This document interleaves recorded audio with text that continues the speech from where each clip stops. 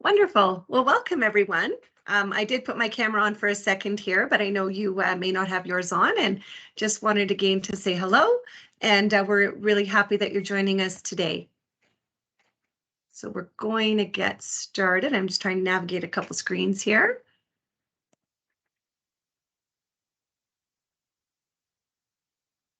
And just so you know, this session is being recorded.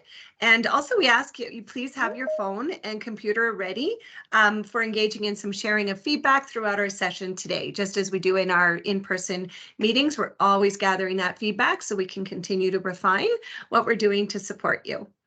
And also just these slides, as well as the recording of this presentation, will be posted on our NCIS Google site under presentations and set. So our agenda for today is sort of in three parts. The first part is looking a little bit deeper into assessment and that triangulation of evidence. And we're really happy that to welcome Cheryl Babin, who is a designer of professional learning with the Calgary Regional Consortium, who has graciously been working with us to provide a bit more of a deep dive around that. So welcome, Cheryl. And then from 4:30 to 5, we have part 2, which is really us going a bit to give you some hot off the press updates, as well as some ways that you can use resources to support your assessment practices as we near in that reporting season. And then finally, the last part is looking at our progress reports and responding to some of the frequently asked questions that we are getting. And then the presentation will be a repeat of what we had provided for principals and admin who joined us on the 16th of November. And so do feel free, if you've already seen this session or you have watched the recording already with your staff, then please do feel free to go offline at that point. And you're always welcome to come back and watch the recording at any time. So just starting off with our land acknowledgement, I would invite Cheryl to please lead us with this. Thank you, Lynn. Hello, everyone. I'm Cheryl Babin from the Calgary Regional Consortium, and I'm very grateful to be included in your work today. Thank you for the invitation. I wanted to share a short little video as a land acknowledgement that supplements and stands beside the beautiful land acknowledgement that you have as a school district. This particular video was created by Bamboo Shoots, and it was commissioned through the Rosa Foundation. It's about a year old, and it's a 1-minute video that beautifully captures the essence of the land and what we really want to honor and recognize here in our local area. So thank you for playing that video, Lynn.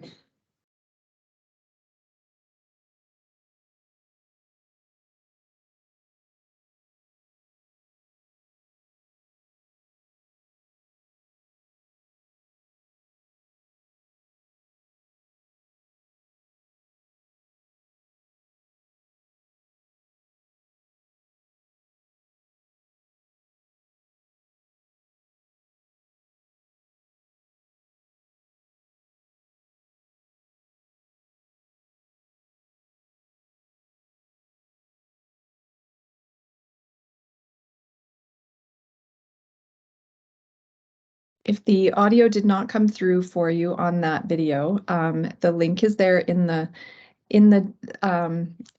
slide deck for you.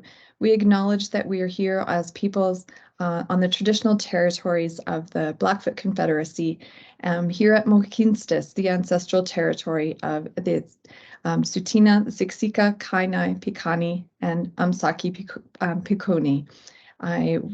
I also want to recognize the Métis people of Region 3.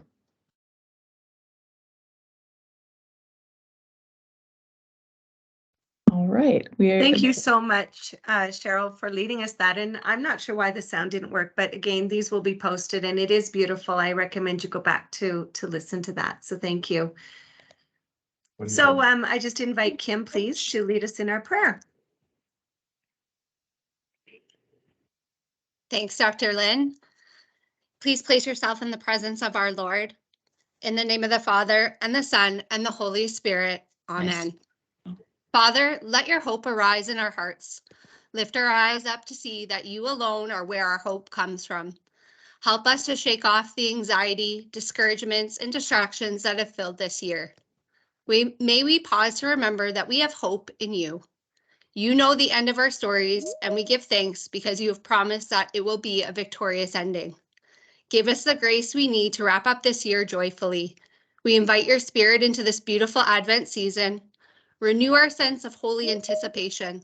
Let us be those who are waiting eagerly for Jesus to come again. More than anything, we ask that you be glorified in this season of expectation. Amen. In the name of the Father, and the Son, and the Holy Spirit. Amen. Thank you so much, Kim, for leading us in that prayer. So I just wanted to start by saying we want to acknowledge that we know that you are very, very busy and that you are juggling many, many things. So we really appreciate you being here tonight. And we also just want to remind you that, like the starfish story, and this is something we've heard, is every little bit of action you take or conversation you engage in is really helping to move us forward. And so just want to acknowledge the difference that you're making, even though it may feel futile at times that you're, tossing in and what difference is it going to make. We just want to remind you that we hear all the time of the ways that you're working together and supporting one another through this process. So really do appreciate everything you're doing. And please know that we are here to support you in that. So first part is digging deeper into assessment. And again, I'm welcoming Cheryl Babin, who is a designer of professional learning with the Calgary Regional Consortium, focused on curriculum, pedagogy, assessment, and instructional leadership. She has an M.Ed in curriculum, teaching and learning, and over 25 years of experience in public, international, and independent schools as a classroom teacher, experiential learning coordinator, instructional coach, and IB curriculum coordinator. Cheryl was a sessional instructor for B.Ed students at St. Mary's University and has served as an international baccalaureate workshop leader across North America for 15 years. She loves chatty, runs with friends, time outside with her dog, and being at rinks with her hockey and ringette playing teenage daughters. You're just a little bit busy, Cheryl. So really appreciate you being here with us today and helping us to dig a bit deeper into the area of assessment and reporting. Thank you, Lynn. I would like to share that I offered Lynn 2 options for a bio, and the other one was, this is Cheryl, just go ahead. So that was my first choice, but thank you for having me. All right, so when we think about assessment, we wanted to offer some resources that you as leaders in your schools might be able to use with your teachers, whether it's in a staff meeting or in co-planning sessions. However you want to use these materials, please feel free to do so. And if there's something that intrigues you or something that you like and you want to dig in a little deeper, you can reach out at any time. So my contact information is there for you, and I welcome you to do so. So I'd like to start with this provocation. Imagine being lost at sea. The Coast Guard has one coordinate to find you. There's that line of latitude, and you're sort of thinking, okay, this is going to take a while. But what if there was a second line of a second coordinate? 2 coordinates is definitely better. The Coast Guard has a much higher chance of finding you. But are they both accurate? And what if one of them is accurate? Or now let's shift this metaphor into capturing and understanding student learning in an assessment framework. What if both of those measurements are, you hope they're accurate, but what if one was gathered when you were sick, or worse, uninvited to your friend's birthday party, the day that that assessment was measured? When we have 3 coordinates, it's like allowing the Coast Guard that opportunity for really knowing where you are. And so if we could take this idea and create that opportunity to really understand what it means to triangulate assessment data, it helps us to verify, to validate, to confirm, and triangulate where a person is, how we might be lost at sea, or where a student is with their learning. this is likely a slide or an image that you've seen before. The citations come from multiple different sources, and this triangulation of data really looks at ways that we can capture and collect student learning. We're like detectives. We're searching for that evidence. And so if we think about validating and really honoring the observations that we make about students during the learning, we balance that out with conversations that we have with students about their learning and during their learning and afterwards. And then we also consider the products that students create. Now, most often when we look at assessment, particularly moving into a reporting context, we think about the projects or the tests or quizzes, the assignments that really reflect part of what the students know. And there's lots of different ways, and teachers are amazing at coming up with products of learning in that way. And so this slide is just an opportunity to remind us that sometimes those measures are fantastic, and sometimes they offer just one opportunity in that triangulation. So if we think about being lost at sea, how can we balance that out with a combination of products, observations, performances that are happening when they're demonstrating skills or responding? We can capture that evidence through photos or videos or checklists. When we talk to them and we interview them about their learning, or we nudge them a little further and look for clarification on something that maybe wasn't articulated in such a way as to really reveal the depth of understanding. And so we would encourage you to use this model to talk with teachers and to consider the different ways that we do gather and allow students to show what they know, understand, and can do. To take this a little further, Damien Cooper created this diagram to really sort of hone in on why we triangulate assessment. Damien Cooper says, oh, and by the way, he's the author of my favorite assessment resource at the moment. It's called Rebooting Assessment. I would highly recommend it. It's a great resource for lots of amazing videos that talk about, that show assessment practice in action, ways to use technology to help us capture all of these different ways. But in his resource, he talks about how those written products are really good at and valid when assessing knowledge. Listening to students in conversation helps us to really accentuate and dig into the depth of understanding that a student has and the ways in which they can work with that information and see connections and dig in a little deeper. And when we are observing students as they perform complex tasks, that's where we really get to see how they bring in all of those competencies. So the problem solving, the communication, how they manage information, how they decide to pull all of those pieces together with critical thinking and then communicating that understanding. So if we don't ask them to do those things or don't give them the opportunity to do that, it makes it really challenging for us to see what they really can do and understand. Another favorite assessment resource that I hope you will consider checking out is Street Data, a next generation model for equity, pedagogy, and school transformation. The authors are Shane Saphir and Jamila Dugan. And one of the main ideas that they talk about in this fantastic resource is the idea that there's different levels of data that we're collecting. Many of us in the school context, we're always collecting data, and we're trying to use this to really inform our next steps in terms of what interventions we need to do, what kinds of lessons we want to plan for students in their learning journey. Well, I love the way that Saphir and Dugan talk about 3 levels: satellite data, map data, and street data. And the examples that they've provided, and I know the text is a little small on this slide, so I'm glad you'll have a chance to look at it more clearly. But when we think about things like PAT results, reading and math proficiencies overall, and attendance trends and cycles like that, those types of data are considered satellite data.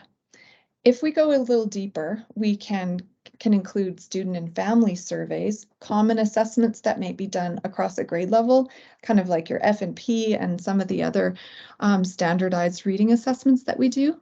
that gets us into that medium grain size, and it helps to put slightly more focus on the direction that we want to take as educators in terms of creating those next steps for learners.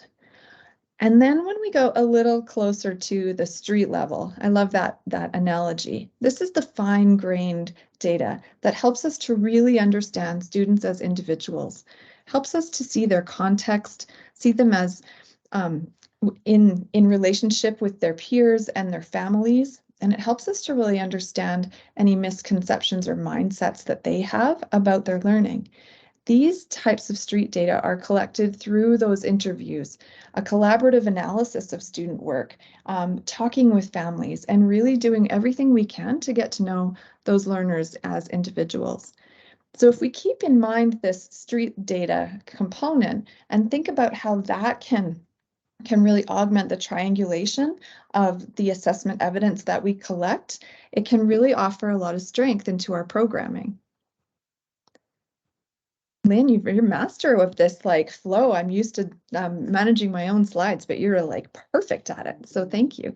To go a little further, I've pulled some of the information out of Jamila Dugan and Safir's resource about street data, and they break it down and they have several different categories about what this could look like in practice. And they classify them as artifacts, stories and narratives, and observations.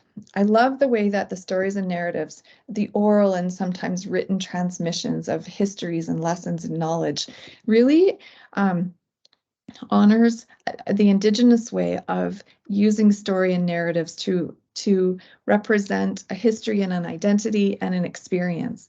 And so when we think about the blue category at the bottom with the bullets, those are different kinds of practical experiences or assessment tasks that we can create that help to target some of these areas within the data collection.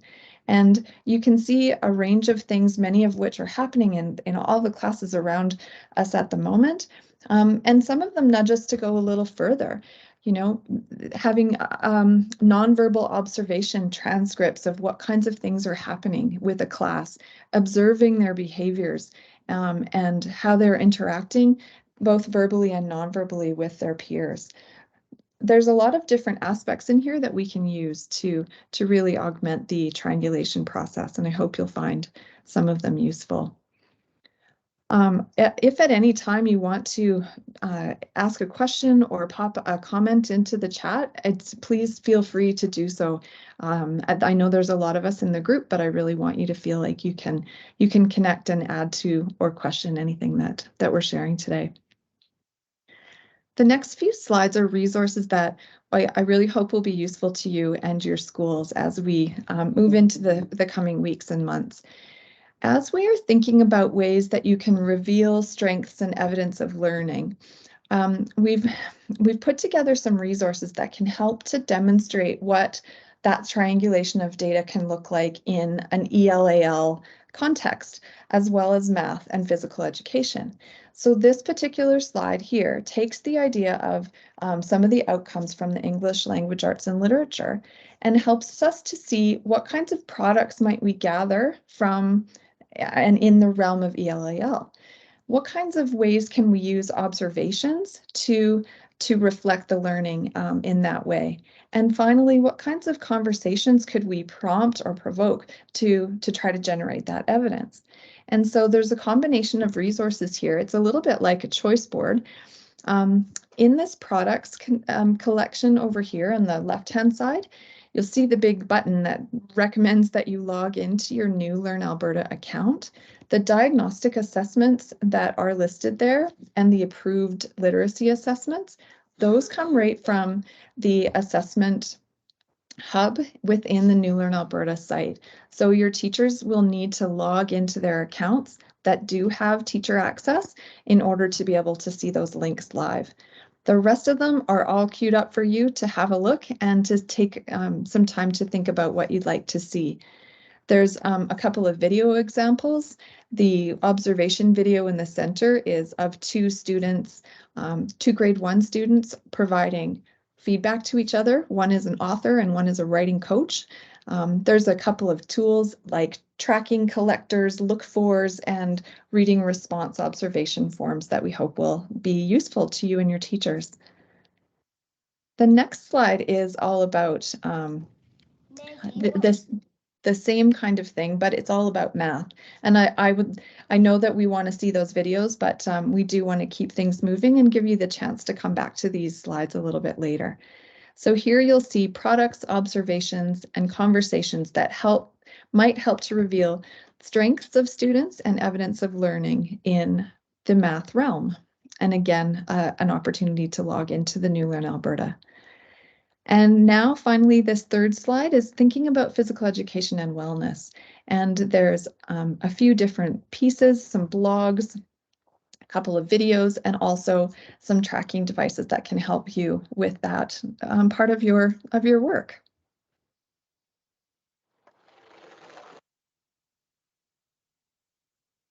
I'd like you to think for a second about this DNA model. It provides us with a lens for every day. Now, when we think about all of those experiences and all of those strategies that were embedded in the slides, all of those assessment techniques are really worth doing. But I want to give us a place to sort of put them and a context for which they will be most successful. This particular model was created by Dr. Garfield Ginny Newman and his wife, Laura Ginny Newman.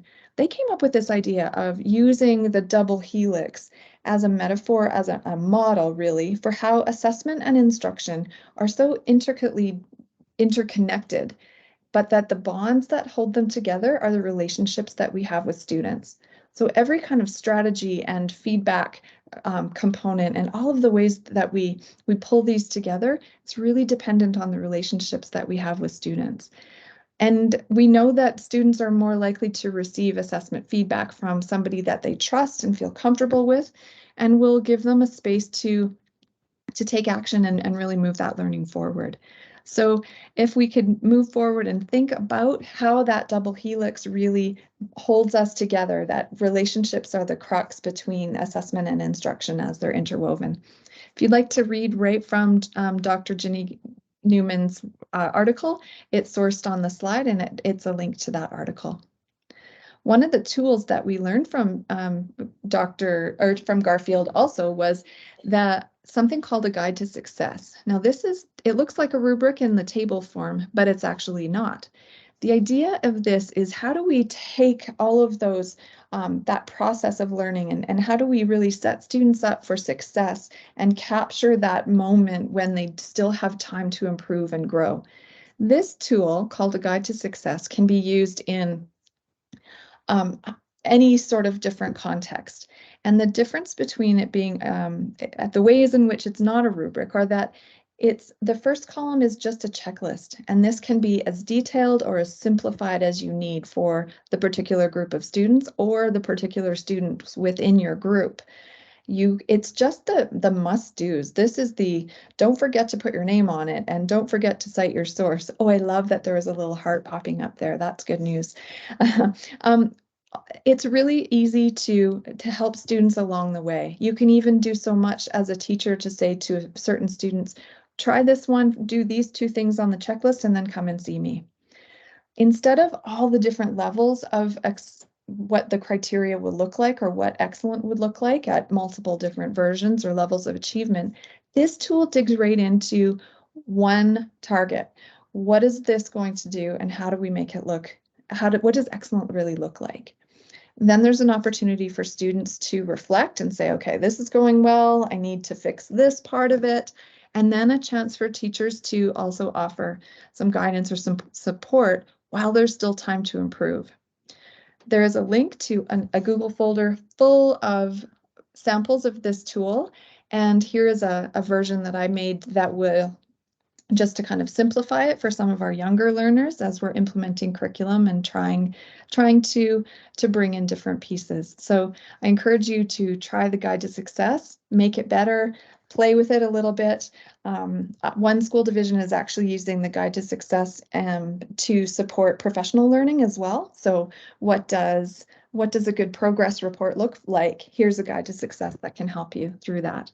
And so there's lots of ways that you can use this idea for your work. All right, Lynn, the master of the slides, I'd pass it back to you. I don't know, a little bit of pressure there. I was like, oh, okay. So get your phones out, everyone. And Kimberly has put the direct link right into the chat as well. But we wanted to just pause for a moment and ask you, like, let's share. What are some of the ways that you engage students in assessment? Again, focusing on not just that summative piece, but that ongoing student growth. Was like some of those examples that Cheryl had shared with us. So go ahead and you can click on the link that Kim put in the chat, or you can just type in menti.com and put in that code, or you can also just scan your QR code with your camera. And then I'll pop up some of the responses and we'll share out those ideas.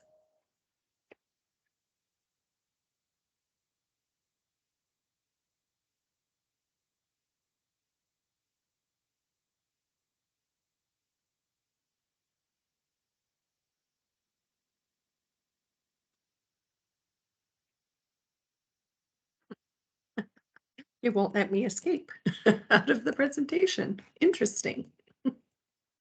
There we go.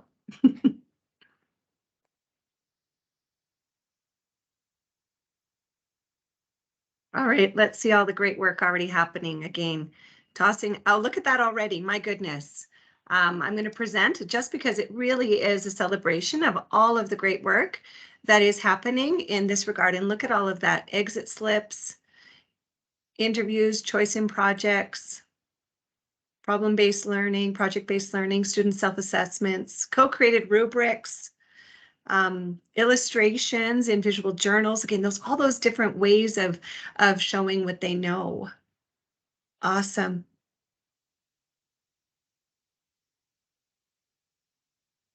I want them to scroll so I can keep reading them. Wonderful. Yeah, consistent self-assessment. Absolutely. It's that metacognition, right? And helping them understand where their next steps in growth are and being that sort of that guide on the side with them. Wonderful. Great work happening.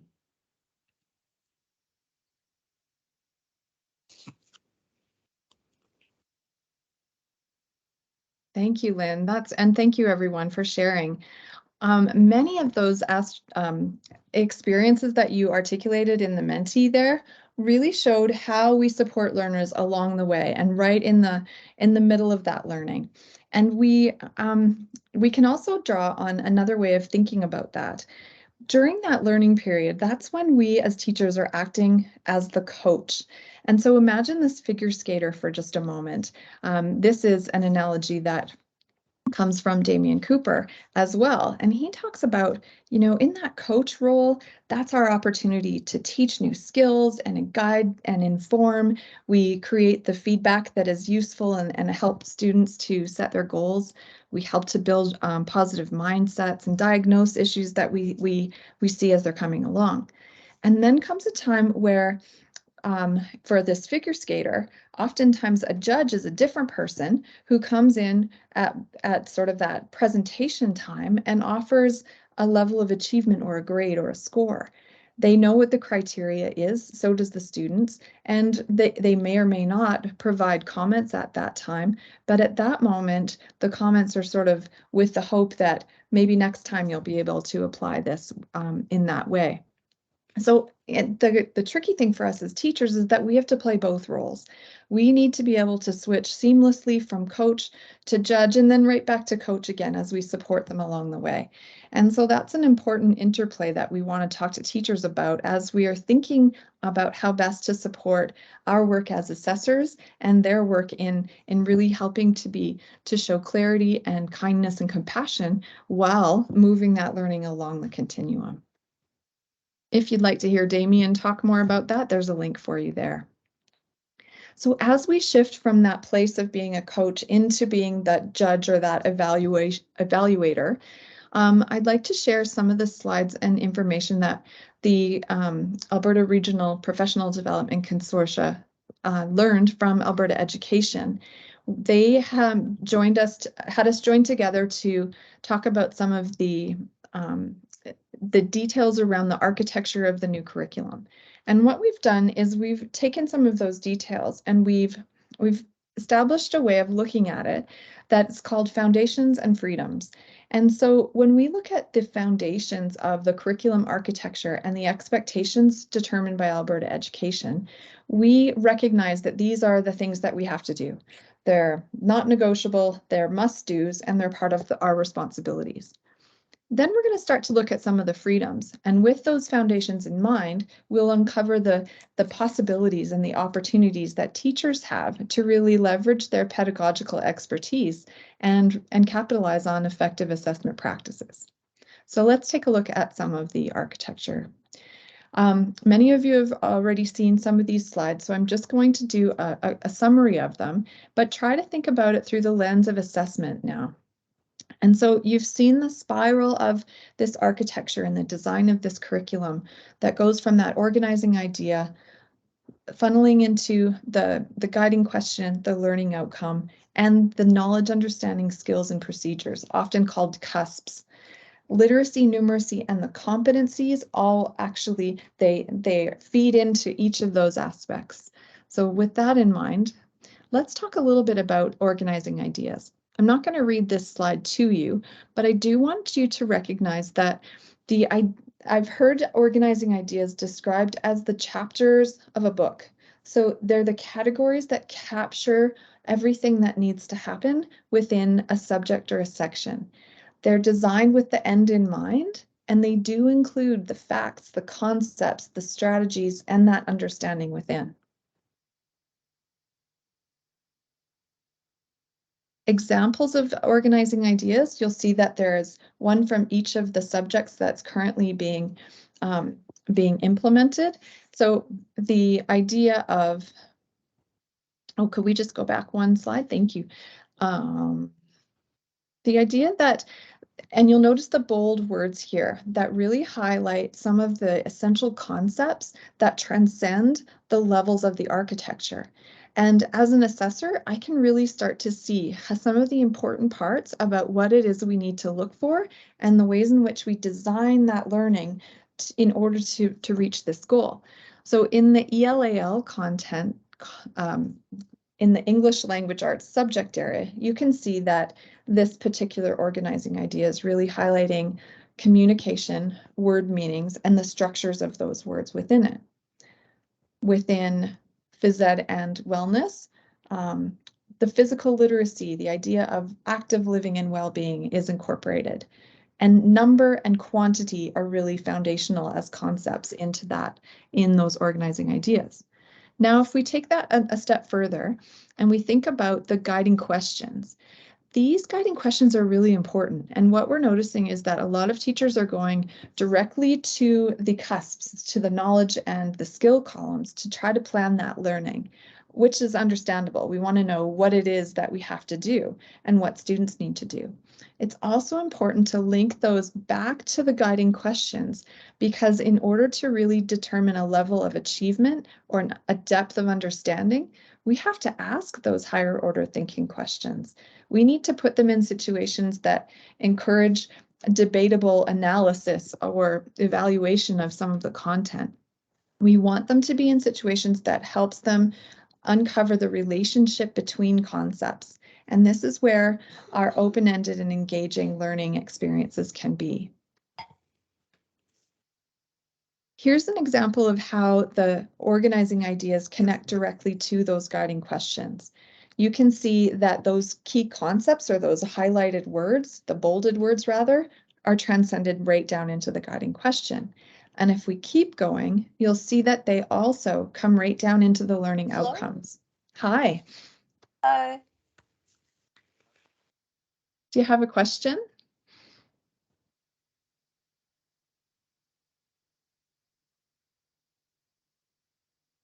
So I'll just keep going, but if you do want to ask a question, please do. The learning outcomes have been identified as the piece that we must assess and report on. And they describe what students are required to know, understand, and be able to do by the end of the grade. That's really important.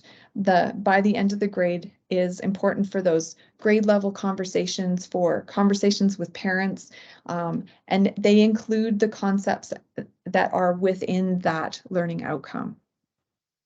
So with that in mind, now we can see how the relationship from the learning outcome is carried through the guiding question and the organizing idea.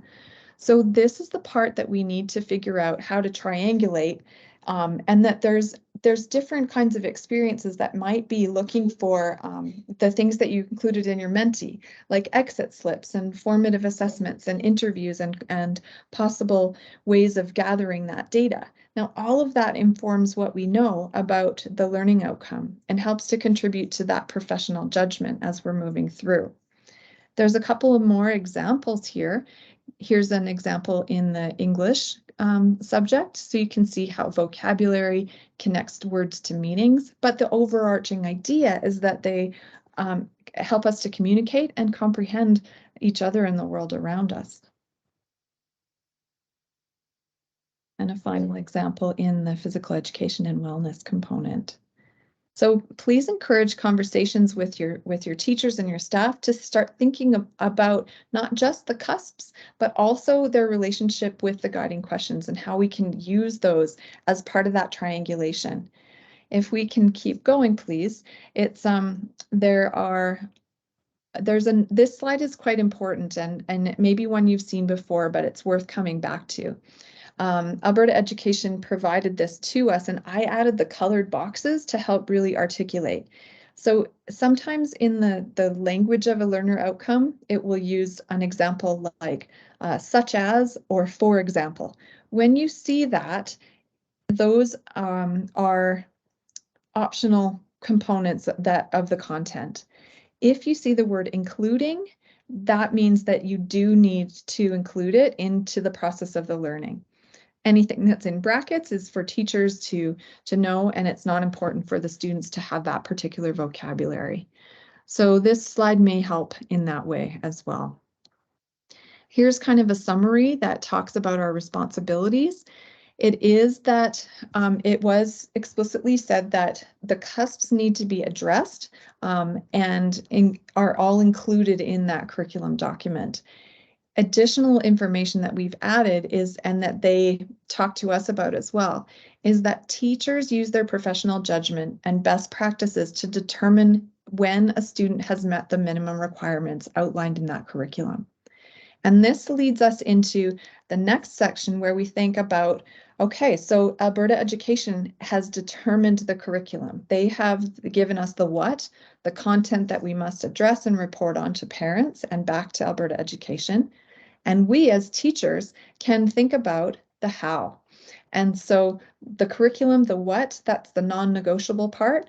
But if we think about the freedoms that teachers have within these parameters, it can really help to empower and allow teachers to feel confident in their work as they're moving forward, using all of those great practices that you outlined in the Menti. Teachers have the pedagogical expertise to know how to meet students through that ongoing assessment for learning, and we decide on the how. So in conversations with teachers, these are some of the things that came up regarding what are some of the ways that we can really address the curriculum and what are some of the assessment opportunities that we have. We can create that feedback-rich culture. We can focus on ongoing monitoring and documenting. We have the opportunity to really create those robust assessment practices that help support our professional judgment. I noticed that we have a hand raised. Is somebody hoping to ask a question? Or make a comment? Go ahead and turn on your mic if you would like. That was a mistake. Okay, no problem. As we are thinking about going forward and how do we take that role from coach to judge and how do we move into that reporting place? How do we help students by meeting them where they are? I came across this image. I've been to Vietnam twice, but I did not get to see this amazing bridge. It's Khao Vang, and it's located near Da Nang in Vietnam, called the Golden Bridge. And I love the way that it just holds everyone up and helps to create that path toward the next steps in the learning. And so this might be the inspiration that we need. In summary, when it comes to curriculum, the landscape can feel complex and loaded, and there's lots of opinions and complexities around it. So we offer you this. We really want to think about how, as leaders, we bring confidence, care, and clarity to the landscape. When we think about clarity, this is the essential messaging that you're communicating with your community. Even though there's a lot happening, thinking about what essential messages you will deliver, consistently repeat, and maintain over time, that you'll talk about and have all of your teachers understand, so that all of those messages are clear and consistent. That your teachers are meeting students where they are, and there's some key messages for you. The second thing that parents really want to know is that we care. Above all else, we care deeply about student success and wellness. And these are some of the ways that we are caring for your child.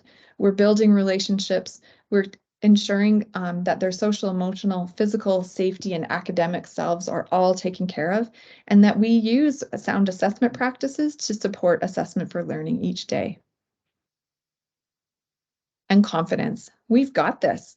As collaborative professionals with pedagogical expertise, we're drawing on the experiences of each other. We are using authorized resources and effective practices to really pull that together in a collaborative network of committed and engaged professionals. So when we pull all of that together, I think it looks like cake. So please bring some cake.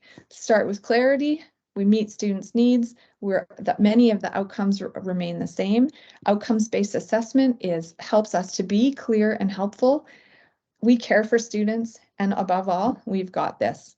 So I hope that will offer you and your teachers a little bit of a sweet moment to think about all of those pieces in assessment and provide some inspiration as you move into this assessment period. Thank you so much, Cheryl.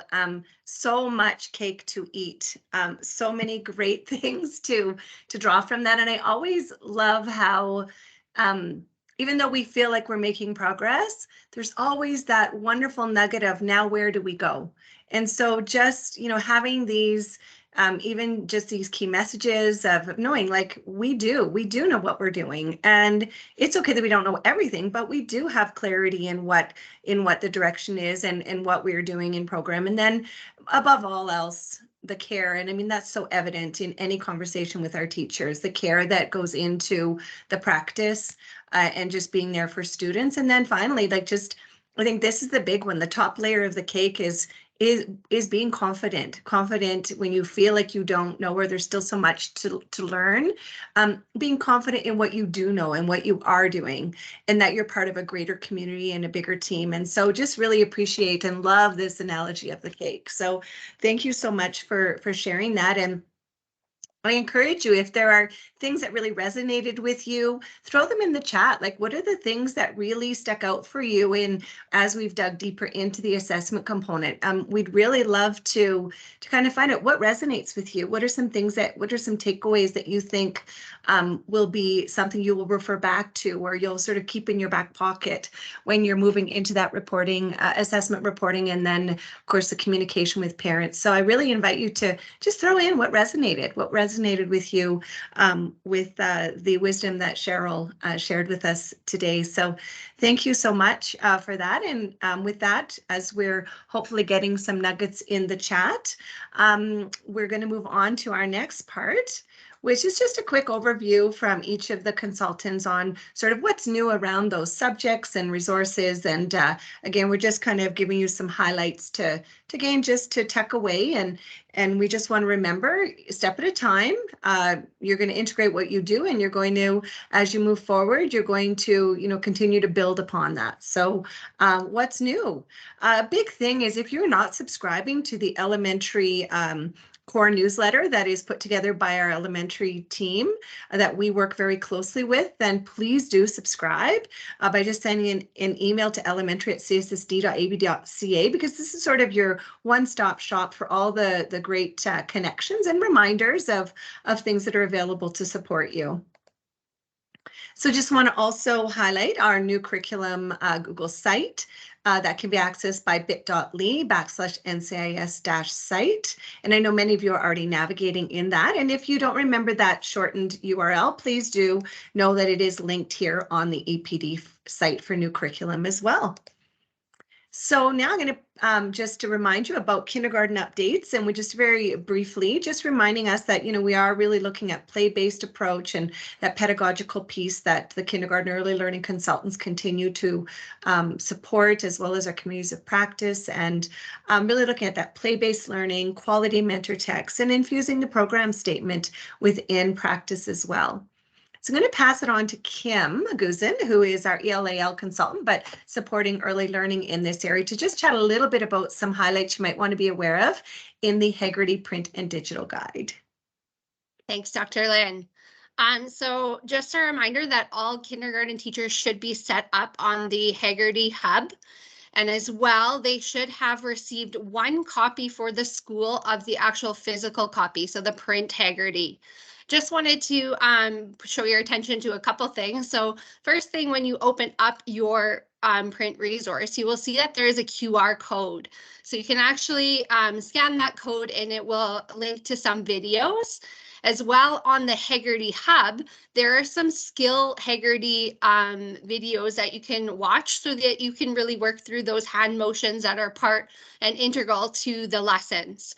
Currently, we have about 40% of our teachers that are using this, so please reach out to New Curriculum at cssd.ab.ca if you need any help getting started at all. I am here and ready to help. As well, we do have some video links. So we have from our August 31st PG an introduction video to Heggerty, as well as on the September 23rd PG, we had a Heggerty Getting Started video. They are expiring in the new year, so if you haven't had a chance, hopefully you can get that before it does expire. And then finally, if you have not started, that's okay. It's your professional judgment. You could start from the beginning and really look at where your students are and continue and progress that way. It's really about just getting started, getting used to that resource. And again, please reach out to the New Curriculum if you want any support, and we can walk alongside you. And as well, don't forget that they have provided a Alberta curriculum correlation to the kindergarten. So you really want to be using the right lessons with your students. So now I'm turning to our ELAL. So I've been working with Christine Knight as well. So just want to touch on our 3 rocks. So that constructing and communicating meeting, really the why behind what we're doing in our classroom. That inclusive practice, so making sure that our students are seeing themselves in our instructions and lessons and in the actual physical classroom. And then that comprehensive literacy. I know I've been showing a lot of this at the SET meetings, and really that idea that all of these big organizing ideas, although they are separate on the curriculum, they really are interconnected and work together to build those strong communicators that we want our students to be. So just some updates I'm very excited to share. The Phonics Companion physical copy has arrived. So on December 6th, we will be handing out our Phonics Companion from the warehouse. So please look next week for that coming. We're very excited to have the physical copy. Now, if you haven't gotten started with the Phonics Companion, that's okay. I have created some videos and accompanying slides with some resources for you, with links for resources. So that is laying on the Google site or on the ELA EPD. Or as well, we created some bit.lys. So if you want to kind of see what the resource is about, there's a quick little video and some slides for you to look at. Now we're getting a lot of frequent questions about, well, if I haven't started, where do I start with this resource? So we really recommend using the quick screener guide. So really looking at your grapheme phoneme correspondent, your GPC, and seeing where about 80% of your students don't understand and starting from that lesson. And again, if you need any help with that, please feel free to reach out to myself or Christine Knight, and we can help guide you in that process. As well, with the Phonics Companion, we have created a scope and sequence. So we looked at those grapheme phonemes that are laid out in the Phonics Companion, and we segmented them out throughout the year to help you to get through all of the grapheme and phonemes that you need to. As well, we looked at some decodable texts. So really creating some links for you so that when you are doing that consolidating piece of the Phonics Companion, you will have some of those books that you can go to from some of our resources. And then lastly, we also have the high frequency list words. So you'll notice that on the new curriculum site for grades 1 and grade 2, and those have been parsed out throughout the year to go with what you are learning and the skills you are doing in the classroom. So again, this decodable text correlation shows from the Phonics Companion to your Scholastic decodable book set that everyone has at the schools, as well as that Reading A to Z platform. And then I have some other exciting news. Some of your SET meetings know about this, but some don't. So we are coming soon. We are purchasing the Scholastic decodable book sets online. So we'll have a digital version for all our K-3 teachers, which is a great way to incorporate a whole group. Everybody gets to be around the book. So we're very excited. So stay tuned. That is coming very, very soon. Now our Reading A to Z updates. Like I said, all K-3 teachers should have their logins. We're finding some people are having some trouble. So some tricks.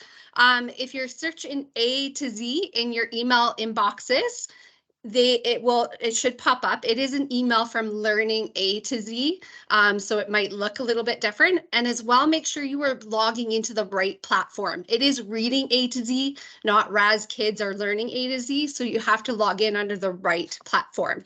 And again, we did share this with all of you, that supporting learning outcomes document, and that's linked. Right now, I'm currently working on a little cautions and tips and tricks for Reading A to Z. There are no links yet, but look for that on our Google site and our ELA EPD. As well, we have some frequently asked questions about Reading A to Z. So LS has purchased this for all teachers for K-3 to really support with that comprehensive literacy program that they're doing in the classrooms. And so at this time, we have not purchased this resource for DLs or DLTs. So we do recommend using maybe the Scholastic decodable book set that is in your class, or as well the Phonics Companion.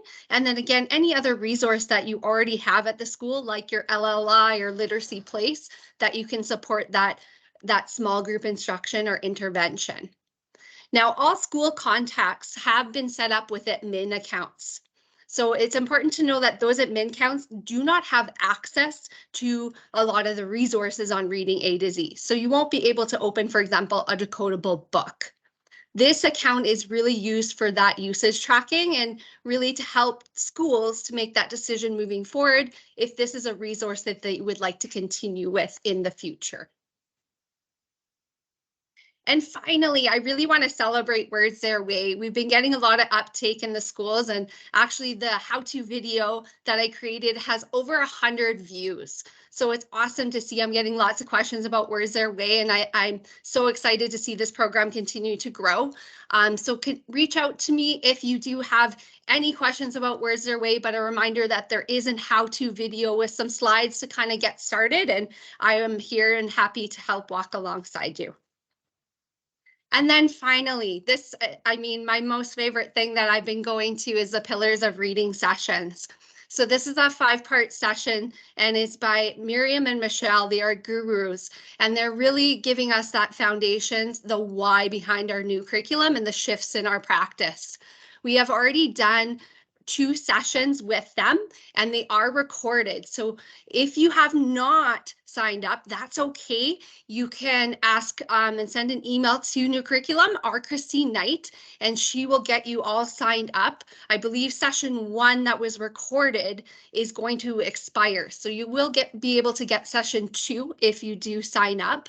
You do have to sign up for each one individually, and that was just to make sure that if you wanted to sign up for a live or a recorded, you could choose as you went along, because they are kind of spaced out and we know you don't always know your schedule. So do make sure you sign up for all 5 sessions.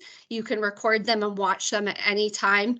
This is the one Game Changer PG that I know you will want to go to. So please sign up. And if you have any questions, please reach out to myself or Christine Knight. Thanks, Dr. Lynn. Thank you so much, Kim, and lots of great information shared there. And again, very responsive. So she's been getting lots of emails, and please don't hesitate to reach out, because again, if we can save you a few minutes, that's going to help in the long run. So please don't hesitate to reach out. Now I'm going to pass it over to Bev and Shelley, who are going to talk about math. Hi there. I'm just getting sorted here. Here we go. See if the camera will come on.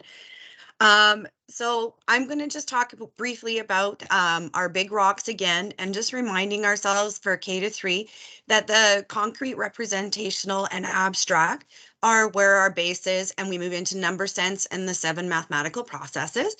And just to draw attention to that, with the new curriculum, they are no longer called strands, and they are referred to as our organizing ideas that lead to the guiding question, which leads to the learning outcome.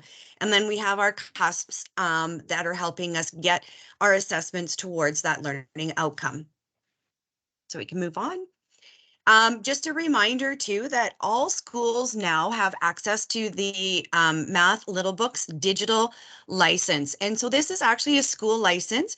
So it can be used at your schools from K-3 for sure. Your teachers can have access, but so can your Division II teachers. It comes with not only the link for the books online, but it comes with the progression chart as well. So you can take a look at what books are available to you at the different grade levels and where they progress along with the concepts. Sorry, I'm just with the Jump Math.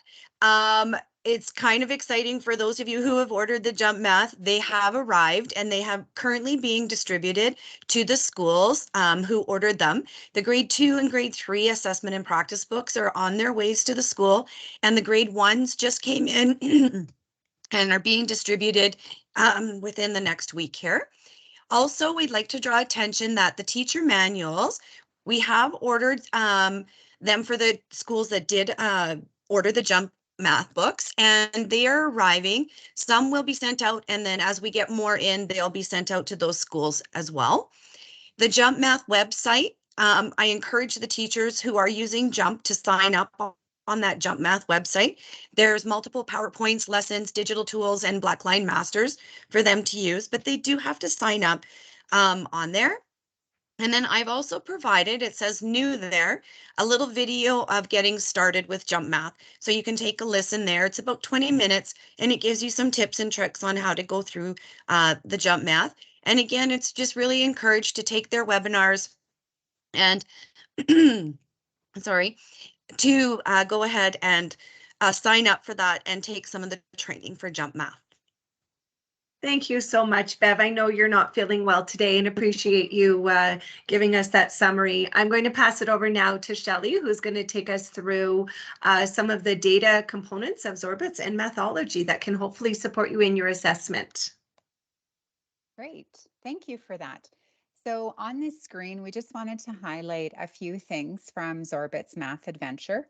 So all of the K-3 teachers should have their access. And once again, if you do not, please just email Bev Dutton or New Curriculum. So on the slide in front here, you'll just notice what we have is a screen capture of a teacher's dashboard. So it's a really great way for teachers to see real-time data once students have logged gameplay or they have completed an assignment that the teacher has assigned for them. So it's organized across the top. I know it's small, but you can kind of see we have operation, subtraction. So Zorbitz has taken the organizing ideas and parsed them out. So the teacher is also able to click on those color-coded bars to drill down to see the actual focus of the activity that was assigned or the gameplay that the students have logged. So it's a really nice way for teachers to take a look at that real-time data. How are the students progressing? Are there common areas where I need to go back and reteach or scaffold a little bit further for the students so that we can move them along the continuum of understanding for whichever focus that might be? So just glancing at this pretend data from just some demo data, you can kind of see an area of focus for this teacher would be in the operations. There's a number of red indicators there, as well as with mental math. So a nice way for teachers to capture another piece of data to support triangulation of data. So administrators also have access to a Zorbitz dashboard. So once again, admin or DLCT or DLT, if you do not have access or aren't sure if you do, please just send an email to Bev or to New Curriculum and we can get you sorted out with that. But there's a lot of data here for admin. I'll just highlight a couple really key ones. So when you first land on this page, you can see your teacher activation for your school. So this you'll notice we have 5 out of 14 teachers activated. So a nice little entry point, maybe to support teachers, how they're having difficulty getting signed up. So how can you support getting them activated? The second entry point is to the gameplay. So you might notice a teacher has really high gameplay. So just a way that you can have a conversation. What does that look like? How are you using it in the classroom? Or just show me some tips and tricks that you are using so we can support teachers in our school to maximize the resource. And a second key indicator I would really encourage you to take a look at is on the left-hand side for the student performance. So the administrators do have access to the school level data. So on the next slide, I'll just show you. Here we have a snippet of what that school data would look like. So you can drill down by grade or you can just keep it division. So this is an example of divisional data. So we can see here where your school kind of is sitting in terms of the organizing ideas. So looking at geometry, looks like measurement is an area that we might want to dig a bit deeper. So admin, you would also be able to click right on that bar and then it will drill down even further so you can see areas of further support that are needed. It also pulls out the numeric data. So the bottom snippet, you'll see 84% of, if you're looking at the division data, 84% of the division or the grades are working at that level. So a very good success rate there. If your teachers are using Mathology, just wanted to highlight some of the assessment features in mathology.ca. So this is an actual lesson counting to 1,000. You will notice the 4 tabs at the top, and right now it's highlighted on the lesson piece. The red little oval here is highlighting assessment. When the teacher clicks on the PDF or the Word, if they open up Word, of course, they can edit everything in there. But when they click on that PDF, it gives them a really nice progression of understanding for that skill. So counting to 1,000, these are the 4 progressions of understanding that students will typically move through as they work towards that understanding to 1,000. So it's very practical for a teacher to print that off as they're working with their students. They can make jot notes, really helping with observations and conversations.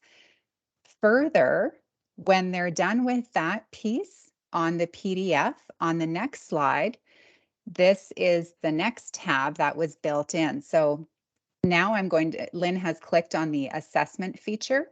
So this is an actual, it's the exact same 4 boxes that we just had on the PDF, but now I can drag and drop my students. So you'll notice my class here of Michelle Obama and Oprah Winfrey and Connor McDavid. That's the spot where when they were working in class, where on the progression of understanding, that's where they were really focused on counting on and back within 1,000. So I've dragged them there. The teacher is able to click on that next steps, and it will provide where to move the students to next in terms of, here's some scaffolding lessons for further understanding. There's a number of intervention lessons and then a number of extension lessons as well. So when teachers are kind of, I'm not quite sure how I can really support those students or where to go next, it's a really great way to just filter along and through that progression of understanding. If your teachers are doing guided math or any small group instruction, that also really highlights the small group for them. So I would know tomorrow that is my exact small group that I'm going to pull. Then I can work on those next step lessons to move them along that progression of understanding. Thank you so much, Shelley. And I love how it really does connect with the assessment. Again, thinking about the different ways in which we can understand where students are, but then also where some next steps are for intervention. So really appreciate you going a bit deeper in that. And please don't hesitate to reach out to the team to support you in that. It's a lot. And so just taking it a step at a time. So I'm going to pass it on now to Barb. Matt isn't able to join us, but Barb Duncan is going to just quickly go over our physical education wellness updates. Thanks, Lynn. So I think I literally have like 4 minutes, so I'm apologies, but I'm going to be running through this. So one big resource that we've talked about several times is the Teaching Games for Understanding books. Please make sure that you know where these are located. They should have been cataloged by your Learning Commons librarian, and these are to be used to help teach the physical education piece of the new physical education wellness curriculum. So you'll notice though that the focus is really on physical literacy and understanding. So it's no longer like, and it never actually was, a soccer unit or a basketball unit. We're taking a look at the different sort of physical literacy pieces and parts of that phys ed, and really focusing on the understanding piece for the kids as well. So, and the neat thing is that it really does incorporate the wellness portions of character development and healthy relationships when we're looking at the TGFU books. So looking at, gameplay. So the next piece is that holistic wellness and SEL. So the second part of the new PU curriculum really looks at the character development, healthy relationships, and safety. And I'm starting with the coming soon piece because then I'm going to get into what you should already have at your school. So coming soon, as in like within the next couple weeks, we have what's called Jumpstart lessons, and I'm going to refer to that in a bit. Those are going to be in print format. Every school will get a printed bound copy of the Jumpstart lessons. As well, we are in the process of ordering every school a grade 1 paths kit, along with the feelings, a set like feeling faces cards, which you'll see in the bottom right-hand corner, additional posters, the 3 that you've seen here, as well as a kindergarten starter pack to help support the implementation of paths using the grade 1 lessons, but in the kinder. So you'll get a cute little turtle, the self-regulation how to do turtle poster, as well as a storybook. So that will be coming in the new year. In terms of what you have now, all schools should have received one paths kit. Again, the teacher manual, so it comes with the printed curriculum manual that needs to be cataloged. It also came with a number of posters. Because we only have one set of posters, the recommendation is that it's put up somewhere in the front office, admin office, for now until the other posters arrive.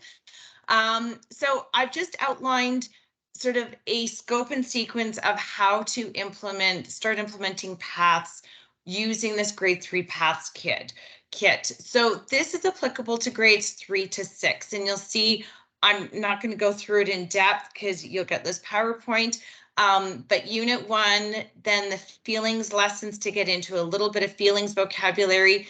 The self-regulation problem-solving lessons for grade 3. Please contact me because that is not found in the grade 3 kit.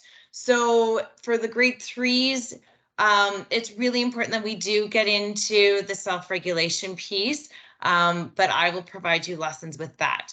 Now, how do we implement PASS for K-2?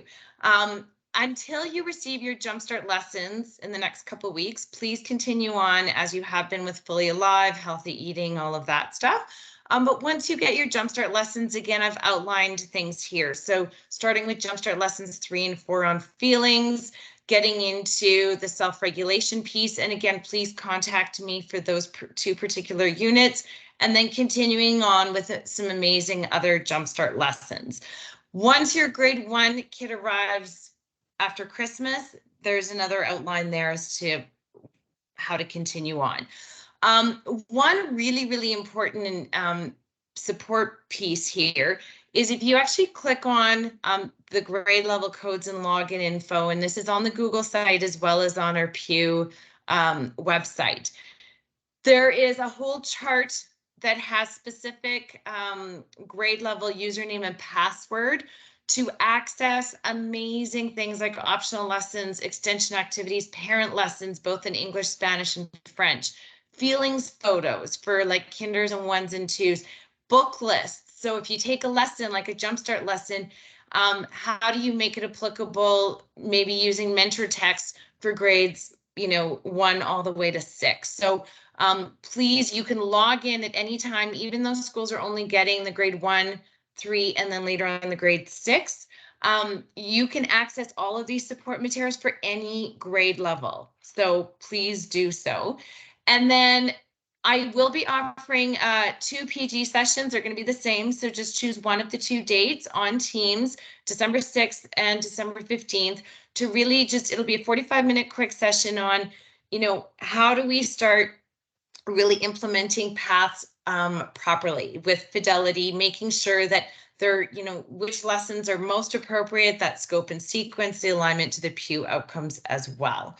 And then the last piece that, and Lynn, you can just move ahead, thank you, is the Emoji. So we've mentioned Emoji before. This is a PASS extension.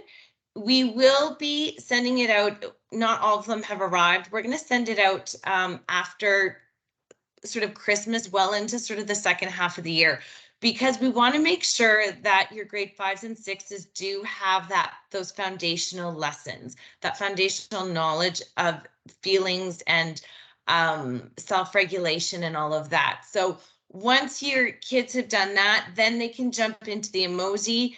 They're amazing lessons as well, connect with novel studies as well. So very applicable to those grade 5 and 6s. So a couple new things that just came out. So this is found on the NCIS Google site as well as our Pew EPD site.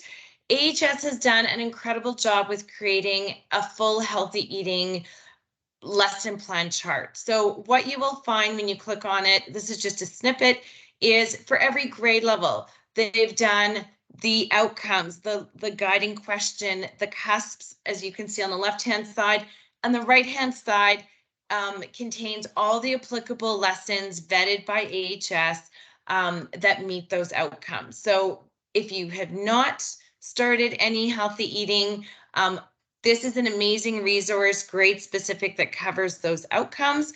And then the last little box that just popped up, the fairly new Canada's Food Guide looks drastically different than the old one. And the key sort of messaging around this new food guide is instilling a positive relationship with food. And so AHS recommends that before we dive into teaching our kids about healthy eating and the outcomes, that if teachers could please just click on those 2 links, and you'll find that at the top of this document in the Google site as well. It just helps with a little bit of background understanding and knowledge.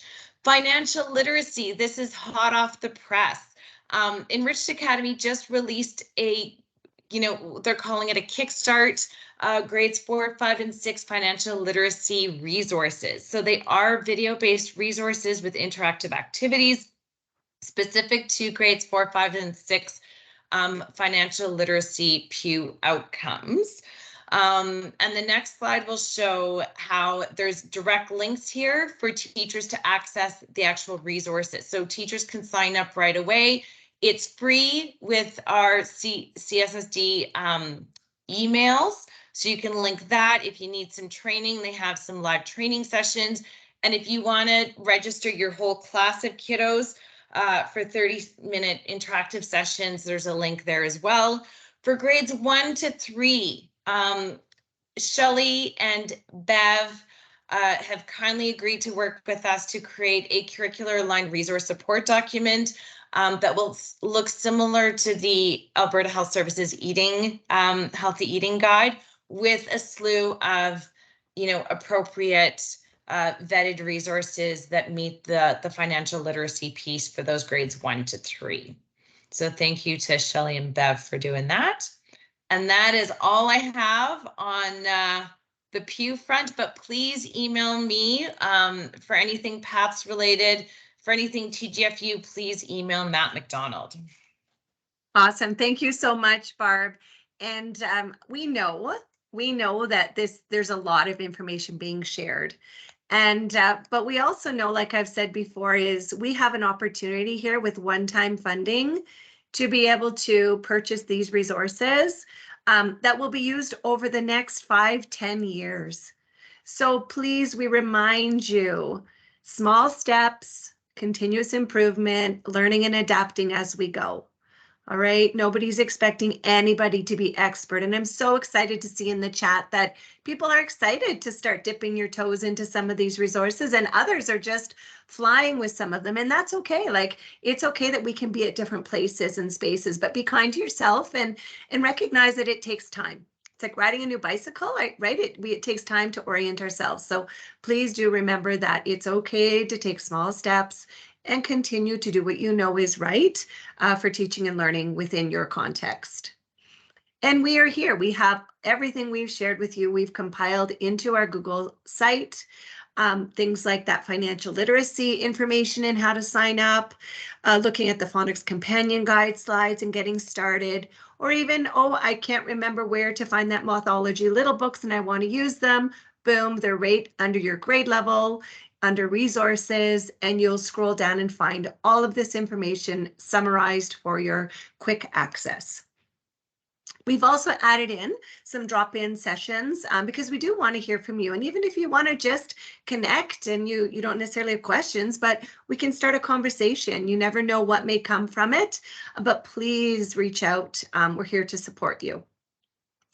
I'm going to skip over this for now, just for the sake of time, because I do want to dig into our progress reports and just address some of the frequently asked questions that we've been getting.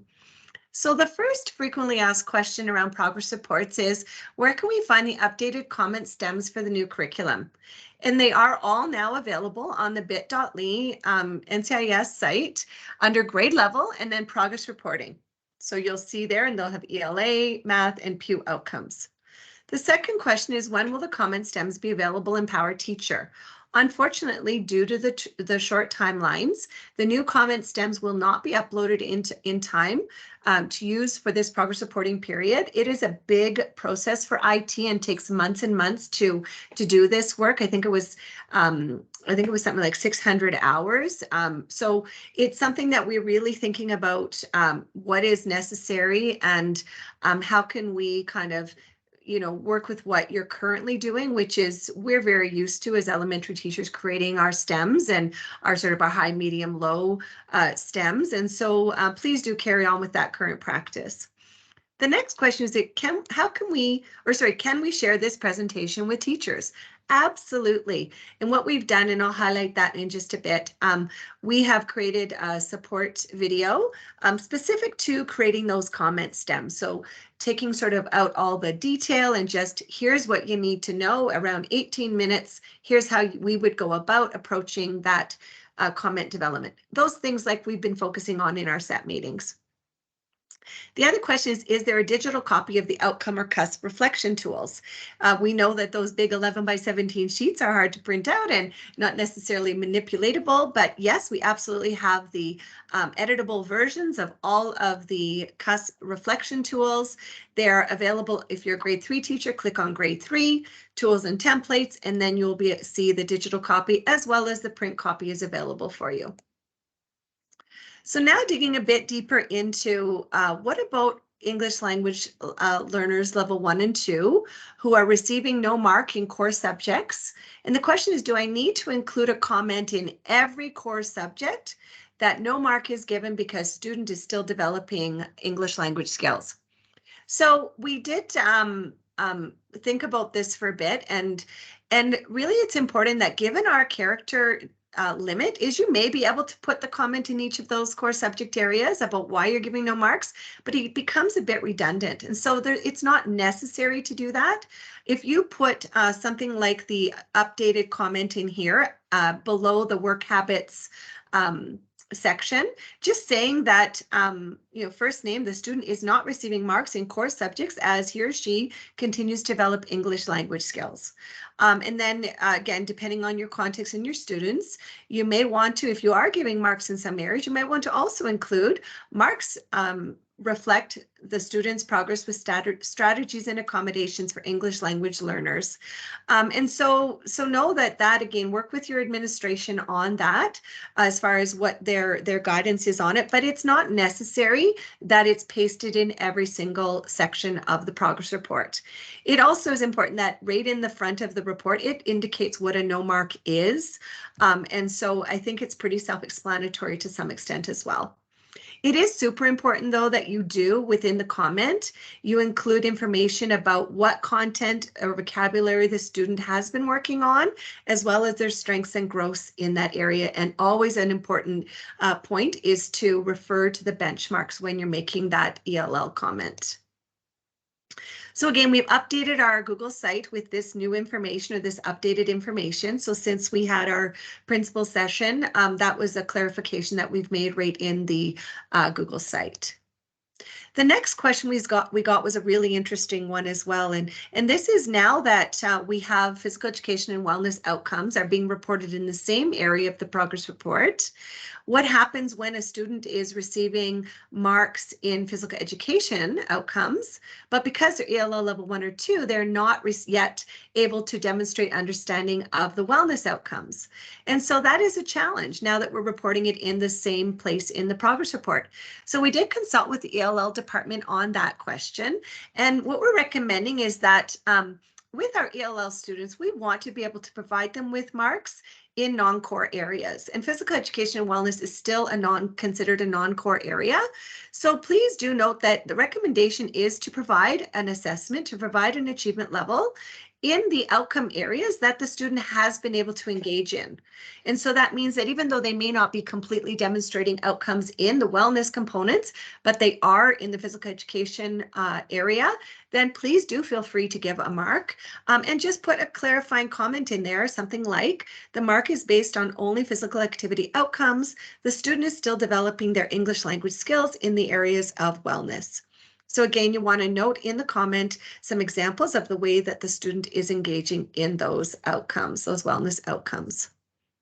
We also received a question today about our kindergarten supports, receiving supports for creating the comment stem available. Now we know that kindergarten is a little bit different in that they're not commenting in each area, but they're providing a summary comment. And so certainly kindergarten is welcome to use the knowledge, understanding, skills and procedures documents that have been created to pull some specific areas of a student's growth as well as their next steps for learning. So now I'm going to give a bit of a very quick overview. I'm going to try to do it in 15 minutes, and I know that'll put us a little bit over, but do want to let you know that at this point, if you do want to, if you've already watched the video that's online or you were part of the principal session, you are free to exit the meeting, but you're also welcome to stay. But do keep in mind that we will be going to 5:45, so I can provide a brief overview of that video.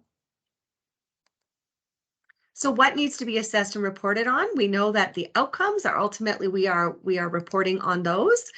Our kindergarten progress report already does that for us. It so nicely outlines the outcomes that we are having to report on. So that is available, as well as kind of deciding what exactly will be reported on and when is available as a guide.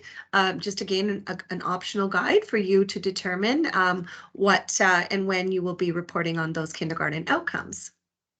So as we bridge, again, the great work that's already happening in the classes, we want to really empower you teachers to celebrate the work you're already doing, the assessments you already have in place.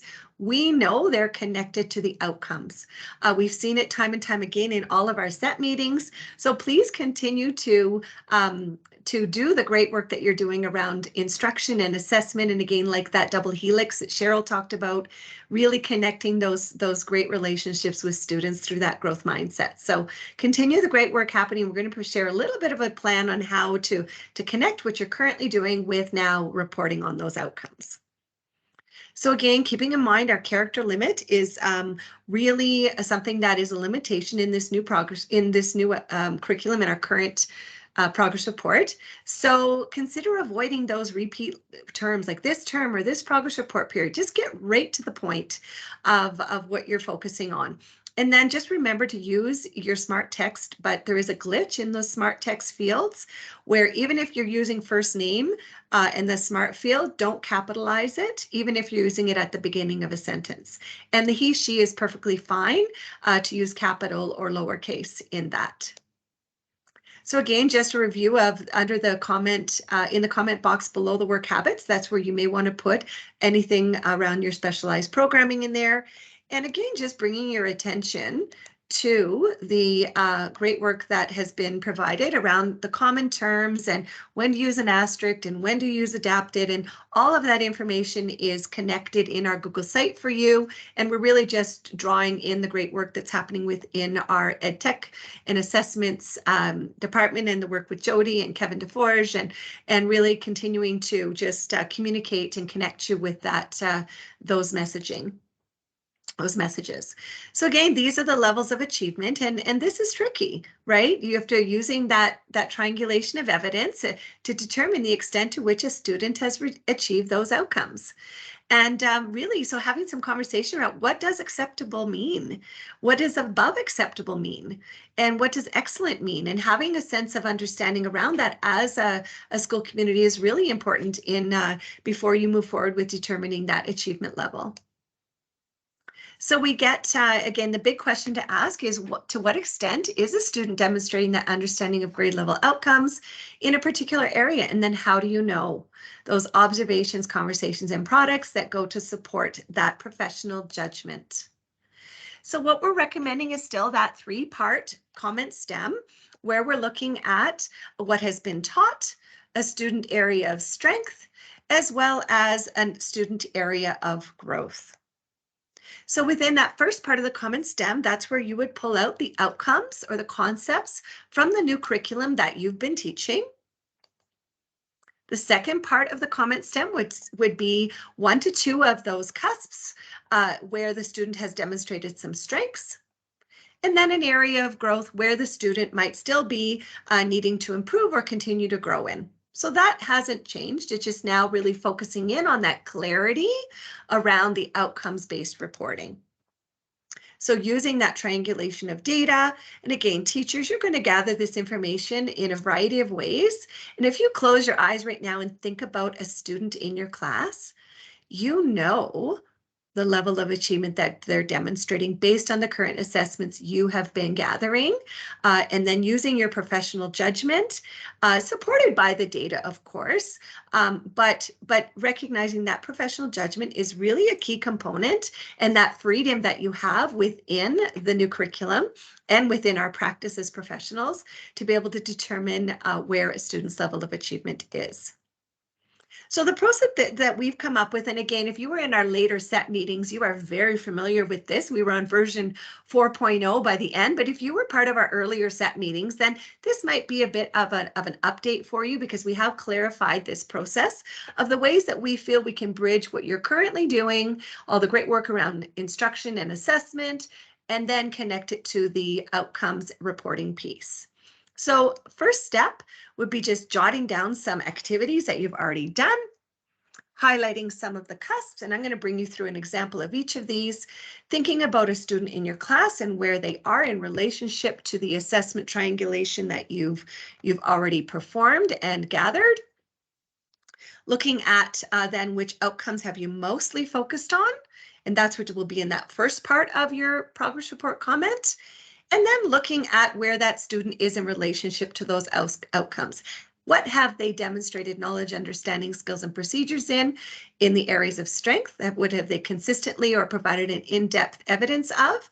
And then where are their areas of growth? So here's some, the important thing to remember is a lot has stayed the same. So that's why we're confident that you using your current instruction and assessment is going to be completely connected with your next steps here.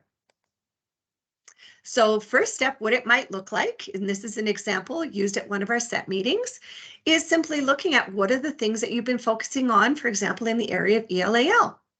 So in this case, it's oral language, sharing circles, phonemic awareness, brain pocket writing, and sound walls. Then highlighting all of the cusps that relate to step one.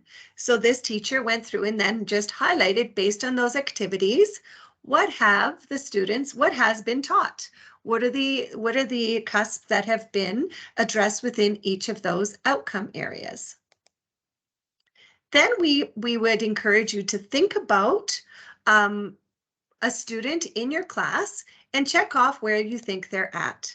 So here now the teacher has gone through and said, okay, this particular student in these cusps have demonstrated that understanding in these areas, but they still have some areas they need support with, or simply they've not yet been able to show me what they know in that particular area, or knowledge and skills and understanding the procedures within that outcome area. Then the next part is simply pulling out. I'm just going to bring you back to this previous one, because you'll see on this sheet, we've identified on the tools and sorry,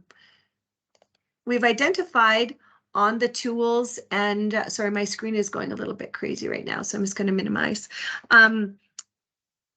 You'll see that on this reflection tool, in the red, we see text forms and structures, oral language, phonological awareness, phonics.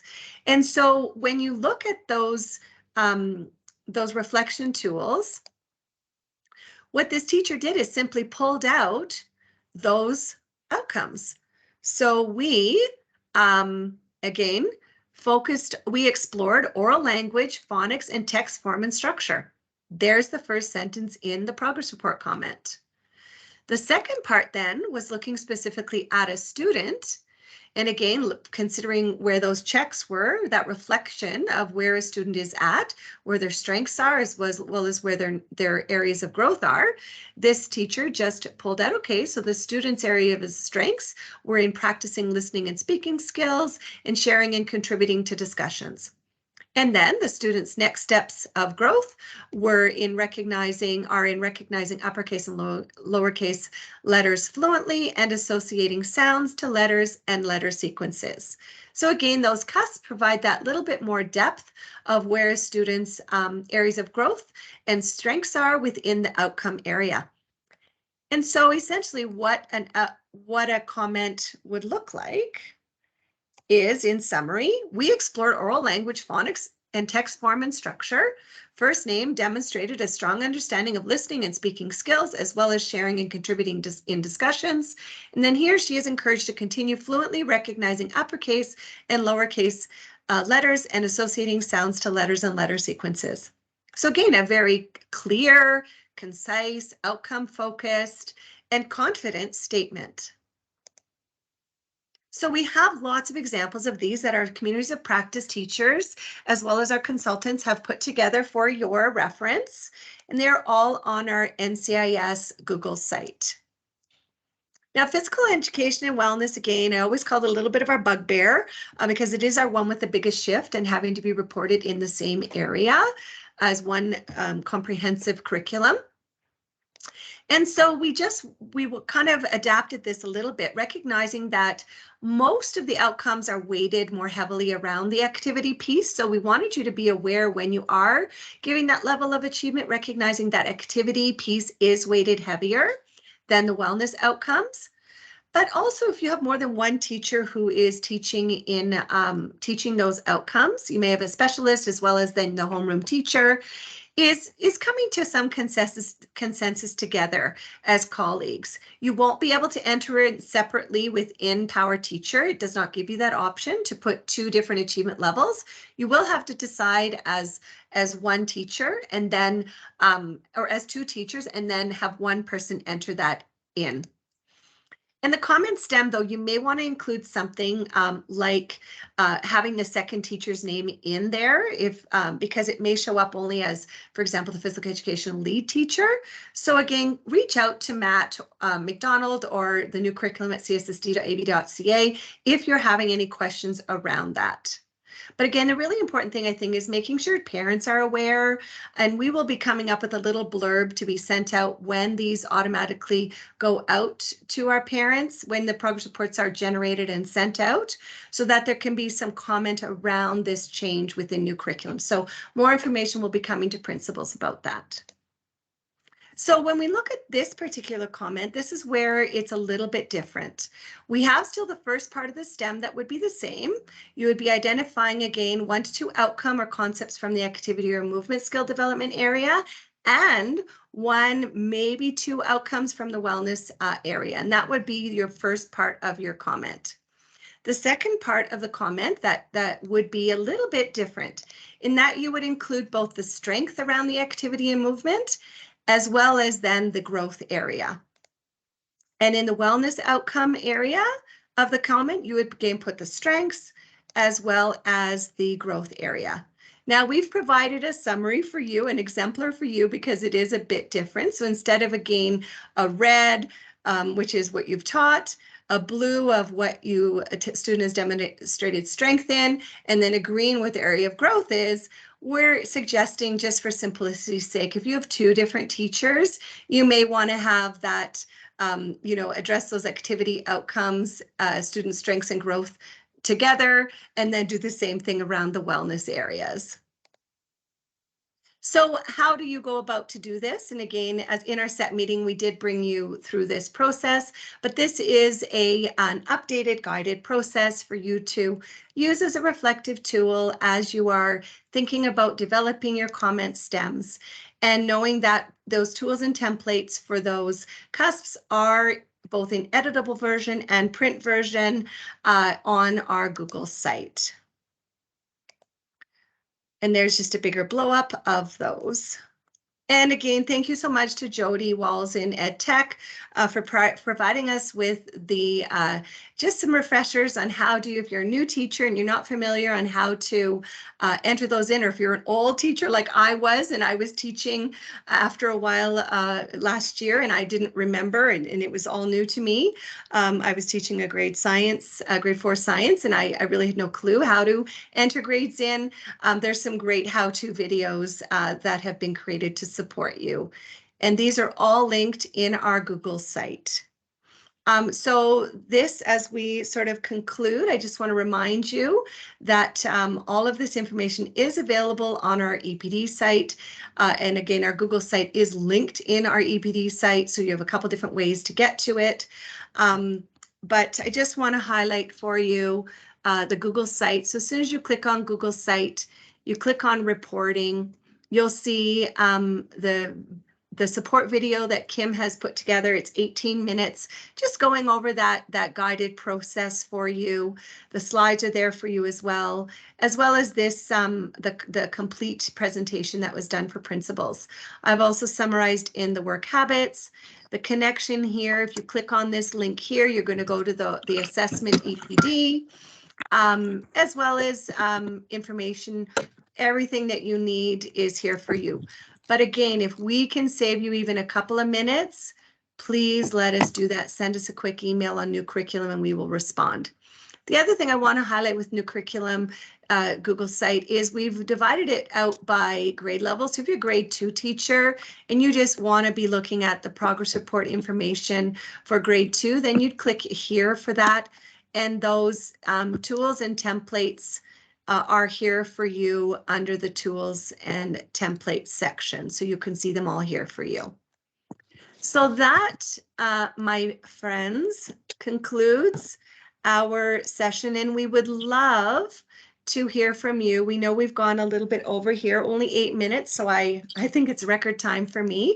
But please do note that we are here to provide support for you, but we would really love to get your feedback. And I just so appreciated Cheryl's summary of, it's really important that even though we may feel within this complexity a sense of uncertainty, know that you do have clarity in what you're doing. Good practice is good practice, and continue to look at instruction and assessment and those relationships that you are forming all the time, and the care that you are providing for your students, and having confidence in moving forward. So we'd love to hear from you on what your, how you're feeling, how you're doing. And please know that we are here anytime to support you. So thank you so much for being here. And we look forward to sharing more information about our next set cycle. That'll be coming out to principals sometime before the break, but that won't be happening until mid to end January. So just wish you all a wonderful rest of the week. And we look forward to hearing from you as we move forward. And please check out our drop-in sessions. Come and see us. We'd love to hear from you.